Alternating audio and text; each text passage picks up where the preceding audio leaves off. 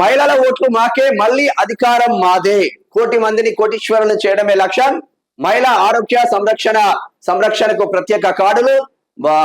బడా బాబులు రుణాలు ఎగ్గొడుతున్నారు. మహిళలకు క్రమశిక్షణతో తిరిగి చెల్లిస్తున్నారు. సహాయక సంఘాలకు 1,00,000 కోట్లు ఇస్తాం.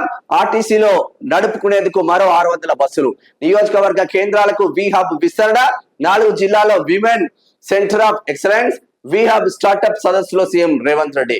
డ్రగ్స్ కట్టడిలో రాష్ట్రానికి అవార్డుపై సీఎం హర్షం వ్యక్తం చేస్తా ఉన్నారు. గత అసెంబ్లీ ఎన్నికల్లో రాష్ట్ర వ్యాప్తంగా 90 లక్షల మంది మహిళలు కాంగ్రెస్ కు ఓటేశారని ముఖ్యమంత్రి రేవంత్ రెడ్డి తెలిపారు. వచ్చే ఎన్నికల్లో 1 కోటి మంది ఆడపడుచులు తమకే ఓటేస్తారని, వారి ఓట్లతోనే రెండోసారి కాంగ్రెస్ అధికారంలోకి వస్తుంది అన్నారు. రాష్ట్రంలో 1 కోటి మంది మహిళలకు కోటీశ్వరులు చేయాలన్నదే తమ ప్రభుత్వ లక్ష్యం అన్నారు.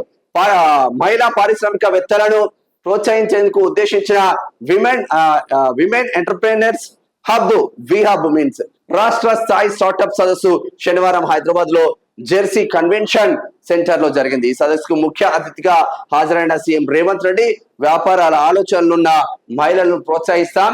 మహిళలకు ఆర్టీసీలో 600 బస్సులు ఇస్తాం.